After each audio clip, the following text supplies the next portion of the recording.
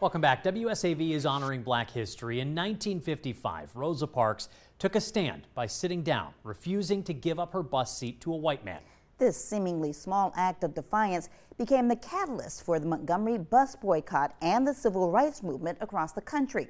Just a few years later, right here in Savannah, Roger Shank blazed his own trail in our local transit system.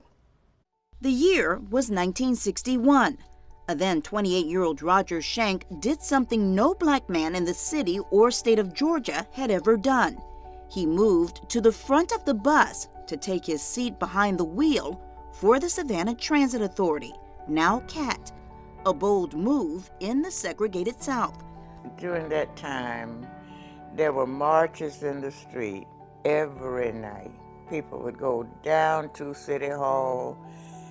They would do that. They would be, gassed or sprayed with water. And I remember that I was not working and I felt more free to demonstrate. And along with his sister, who was jailed for 3 weeks. We couldn't get her out of jail because nobody could stand the bond. It was so high, but Roger didn't participate because he knew better. 3 years prior, he'd married the love of his life, Mary, and they were expecting their first and only child. He needed to make money to support his growing family. It wasn't pleasant. As you know, they had these colored assignments for all these facilities.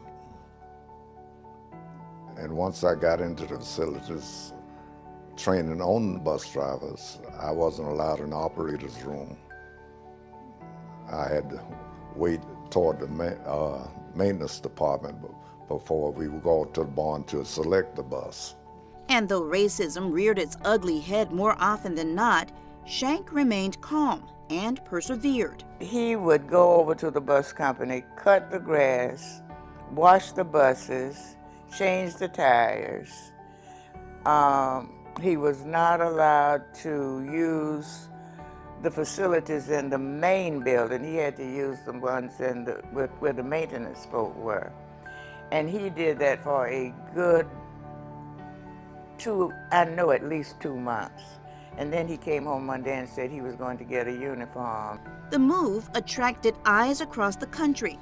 This picture was published in the Pittsburgh Carrier on Shank's first day. His initial route was the Liberty Parkway line, a then newly developed black neighborhood. Other routes would follow, but not everyone was on board.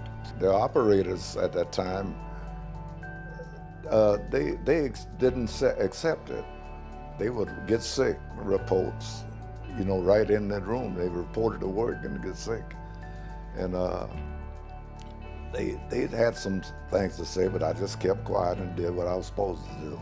He didn't have the same liberties as his colleagues, and he was even confronted by an angry passenger.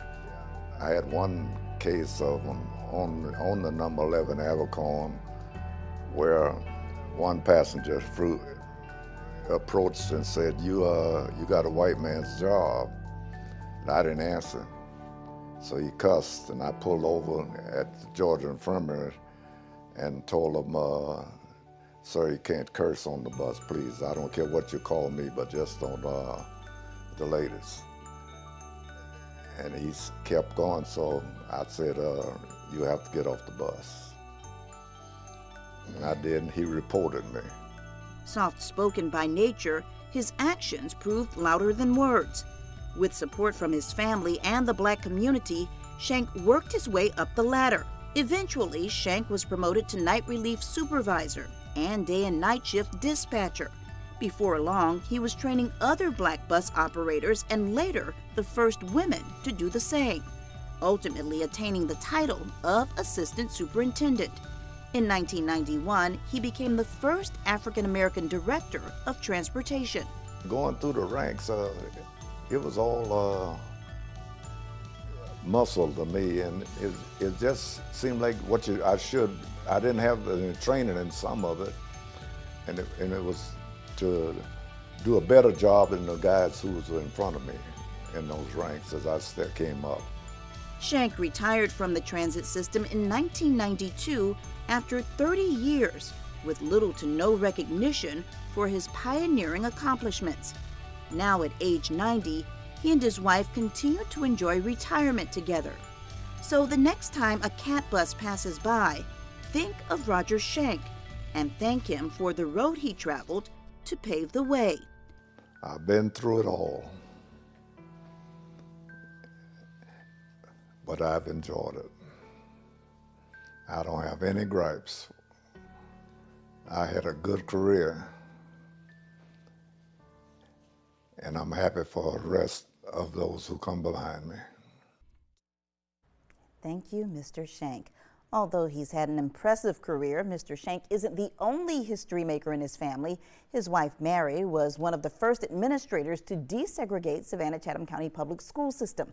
Their daughter, Suzanne, is one of the most powerful women on Wall Street and is the CEO of the largest woman and minority-owned investment firm in the country.